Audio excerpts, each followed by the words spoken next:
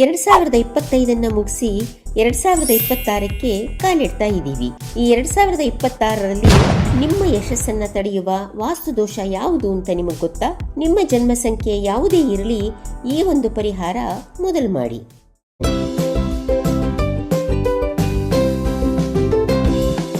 ಸಂಖ್ಯಾಶಾಸ್ತ್ರದ ಪ್ರಕಾರ 2026 ಅಂದರೆ ಸಾರ್ವತ್ರಿಕ ವರ್ಷದ ಸಂಖ್ಯೆ, ಯೂನಿವರ್ಸಲ್ ಇಯರ್ ನಂಬರ್ 1. ಇದು ನಮ್ಮ ಸೌರಮಂಡಲದ ರಾಜನಾದ ಸೂರ್ಯನ ವರ್ಷ.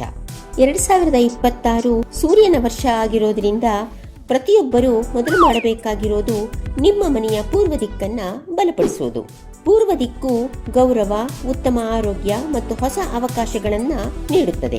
ನಿಮ್ಮ ಜನ್ಮ ಸಂಖ್ಯೆ ಏನೇ ಇರಲಿ, ಈ ವರ್ಷ ಯಶಸ್ಸು ಗಳಿಸಲು ಪೂರ್ವ ವಲಯದಲ್ಲಿನ ಎಲ್ಲ ಅನಗತ್ಯ ವಸ್ತುಗಳನ್ನು ಮತ್ತು ದೋಷಗಳನ್ನ ಮೊದಲು ಸರಿಪಡಿಸಿ. ಈಗ ನಿಮ್ಮ ಜನ್ಮ ಸಂಖ್ಯೆಯ ಆಧಾರದ ಮೇಲೆ 2026ರಲ್ಲಿ ನಿಮ್ಮ ಜೀವನದ ನಿರ್ದಿಷ್ಟ ಕ್ಷೇತ್ರವನ್ನ ಬೆಳಗಿಸೋದಕ್ಕೆ ಅಗತ್ಯವಿರುವ ನಿಖರವಾದ ಸೈಂಟಿಕ್ ವಾಸ್ತು ವಲಯ ಮತ್ತು ಪರಿಹಾರವನ್ನ ತಿಳಿಸ್ತಾ ಹೋಗ್ತೀನಿ. ಜನ್ಮ ಸಂಖ್ಯೆ 1. ಸೂರ್ಯ ಅಧಿಪತಿ, ನಾಯಕತ್ವ ಮತ್ತು ಅಧಿಕಾರದ ಪ್ರತೀಕ. ಈ ವರ್ಷ ಹೊಸ ವೃತ್ತಿಯ ಆರಂಭ, ಗುರುತಿಸುವಿಕೆಗೆ ಉತ್ತಮವಾದ ಅವಕಾಶ. ಅಹಂಕಾರವನ್ನ ತಪ್ಪಿಸಿ. ಪೂರ್ವ ಭಾಗದಲ್ಲಿ ತಾಮ್ರ ಅಥವಾ ಚಿನ್ನ ಅಥವಾ ಹೊಂಬಣ್ಣದ ಉದಯಿಸುವ ಸೂರ್ಯನ ಚಿಹ್ನೆ ಇಡೋದ್ರಿಂದ ನಿಮ್ಮ ಶಕ್ತಿ ಹೆಚ್ಚುತ್ತದೆ. ಜನ್ಮ ಸಂಖ್ಯೆ 2. ಅಧಿಪತಿ ಚಂದ್ರ, ಭಾವನಾತ್ಮಕ ಸಮತೋಲನದ ಪ್ರತೀಕ. ಈ ವರ್ಷ ಮದುವೆ ಹಾಗೂ ಸಹಭಾಗಿತ್ವದ ಮೇಲೆ ಗಮನ. ಅತಿಯಾದ ಚಿಂತನೆಯನ್ನ ನಿಯಂತ್ರಿಸಿ. ವಾಯವ್ಯ ಭಾಗದಲ್ಲಿ ಬೆಳ್ಳಿ ಅಥವಾ ಬಿಳಿ ದುಂಡಗಿನ ಪಾತ್ರೆಯಲ್ಲಿ ನೀರನ್ನು ತುಂಬಿ ಇಡುವುದರಿಂದ ಭಾವನೆಗಳು ಸ್ಥಿರವಾಗುತ್ತವೆ ಮತ್ತು ಸಂಬಂಧಗಳು ಭದ್ರವಾಗುತ್ತವೆ. ಜನ್ಮ ಸಂಖ್ಯೆ 3. ಅಧಿಪತಿ ಗುರು, ಜ್ಞಾನ ಮತ್ತು ವಿಸ್ತರಣೆಯ ಪ್ರತೀಕ.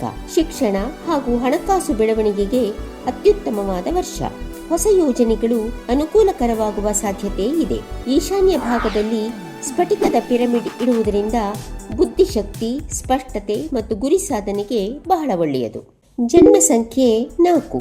ರಾಹು ಅಧಿಪತಿ, ರಚನೆ ಮತ್ತು ಸ್ಥಿರತೆಯ ಪ್ರತೀಕ. ಈ ವರ್ಷ ಹಳೆಯ ವಿಧಾನಗಳನ್ನು ಮುರಿದು ಬದಲಾವಣೆಯನ್ನ ಸ್ವೀಕರಿಸಬೇಕು. ದಿಢೀರ್ ಹಣದ ಲಾಭ ಒದಗುವ ಸಾಧ್ಯತೆ ಇದೆ. ಪಶ್ಚಿಮ ನೈಋತ್ಯದಲ್ಲಿ ಬೂದು ಅಥವಾ ನೀಲಿ ಪರ್ವತದ ಚಿತ್ರ ಇಡೋದ್ರಿಂದ ರಾಹುವಿನ ಅಸ್ಥಿರತೆಯನ್ನ ತೊಡೆದುಹಾಕಿ ಉಳಿತಾಯ ಮತ್ತು ಪ್ರಯತ್ನಕ್ಕೆ ಕೇಂದ್ರೀಕರಿಸಲು ಸಹಾಯವಾಗಲಿದೆ. ಜನ್ಮ ಸಂಖ್ಯೆ 5. ಅಧಿಪತಿ ಬುಧ, ಸಂವಹನ ಮತ್ತು ವ್ಯಾಪಾರದ ಪ್ರತೀಕ. ಈ ವರ್ಷ ಮಾರಾಟ, ಮಾಧ್ಯಮ ಮತ್ತು ತ್ವರಿತ ಉದ್ಯಮಗಳಿಗೆ ಹೆಚ್ಚಿನ ಶಕ್ತಿ ಸಿಗಲಿದೆ. ಪ್ರಯಾಣದಲ್ಲಿ ಅದೃಷ್ಟ ಸಿಗಲಿದೆ.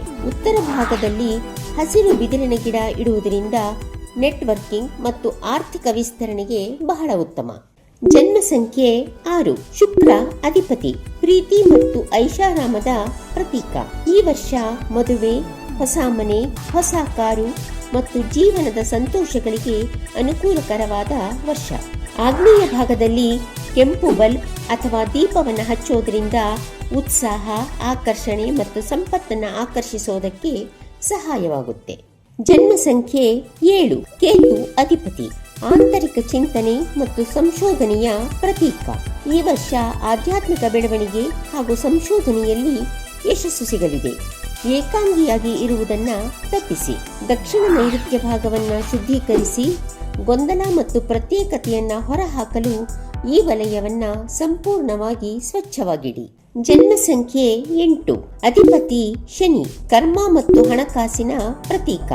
ಈ ವರ್ಷ ನಿಮ್ಮ ಕಠಿಣ ಪರಿಶ್ರಮಕ್ಕೆ ದೊಡ್ಡದಾದ ಸ್ಥಿರವಾದ ಪ್ರತಿಫಲ ಸಿಗಲಿದೆ. ರಿಯಲ್ ಎಸ್ಟೇಟ್ ಉದ್ಯಮಿಗಳಿಗೆ ಉತ್ತಮವಾದ ಫಲ. ಪಶ್ಚಿಮ ಭಾಗದಲ್ಲಿ ಭಾರವಾದ ಲೋಹದ ವಸ್ತುವನ್ನು ಇಡುವುದರಿಂದ ಆರ್ಥಿಕ ಲಾಭ ಮತ್ತು ವೃತ್ತಿಯಲ್ಲಿ ಸ್ಥಿರತೆಯನ್ನ ಕಾಣಬಹುದು. ಸಂಖ್ಯೆ 9. ಅಧಿಪತಿ ಮಂಗಳ, ಕ್ರಿಯೆ ಮತ್ತು ಧೈರ್ಯದ ಪ್ರತೀಕ.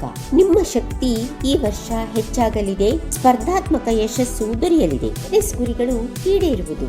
ಕೋಪವನ್ನ ನಿಯಂತ್ರಿಸಿ. ದಕ್ಷಿಣ ಭಾಗದಲ್ಲಿ ಕೆಂಪು ಅಥವಾ ಕೋರಲ್ ಬಣ್ಣದಿಂದ ಅಲಂಕಾರ ಮಾಡುವುದರಿಂದ ನಿಮ್ಮ ಸ್ಪರ್ಧಾತ್ಮಕ ಶಕ್ತಿ ಮತ್ತು ಖ್ಯಾತಿ ಹೆಚ್ಚಲಿದೆ. 1 ರಿಂದ 9 ಸಂಖ್ಯೆಗಳ ಪ್ರತ್ಯೇಕ ವಾಸ್ತುವಲಯ ಹಾಗೂ ಆ ವಲಯಗಳನ್ನು ಹೇಗೆ ಈ ವರ್ಷ ಉತ್ತೇಜಿಸಿಕೊಳ್ಬೇಕು ಅನ್ನೋದನ್ನ ನೋಡಿದಿರಿ. 2026 ನಿಮ್ಮ ಜೀವನದಲ್ಲಿ ಹೊಸ ಆರಂಭ ಮತ್ತು ಶಕ್ತಿಯನ್ನ ತರಲಿದೆ. ಪೂರ್ವ ದಿಕ್ಕನ್ನ ಬಲಪಡಿಸಿ ಮತ್ತು ನಿಮ್ಮ ಜನ್ಮ ಸಂಖ್ಯೆಗೆ ಅನುಗುಣವಾಗಿ ನಿರ್ದಿಷ್ಟ ವಾಸ್ತು ಪರಿಹಾರವನ್ನ ಬಳಸಿ. ಈ ಎರಡೂ ಶಕ್ತಿಗಳನ್ನ ಜೋಡಿಸಿದಾಗ ನೀವು ಯಶಸ್ಸಿನ ಉತ್ತುಂಗವನ್ನ ಮುಟ್ಟುತ್ತೀರಾ. ಈ ಸೈಂಟೆಕ್ ಮಾಹಿತಿ ನಿಮಗೆ ಸಹಾಯ ಮಾಡಿದ್ದಲ್ಲಿ ವಿಡಿಯೋಗೆ ನಿಮ್ಮದೊಂದು ಲೈಕ್ ಕೊಡಿ ಮತ್ತು ವಿಡಿಯೋನ ನಿಮ್ಮವರೊಂದಿಗೆ ಶೇರ್ ಮಾಡಿಕೊಡಿ. ಇನ್ನಷ್ಟು ಜ್ಯೋತಿಷ್ಯ, ವಾಸ್ತು, ಸಂಖ್ಯಾಶಾಸ್ತ್ರ ಮತ್ತು ಆರೋಗ್ಯ ರಹಸ್ಯಗಳಿಗಾಗಿ ಚಾನೆಲ್ ಸಬ್ಸ್ಕ್ರೈಬ್ ಮಾಡಿಕೊಳ್ಳೋದನ್ನ ಮರಿಬೇಡಿ. ನಮಸ್ಕಾರ.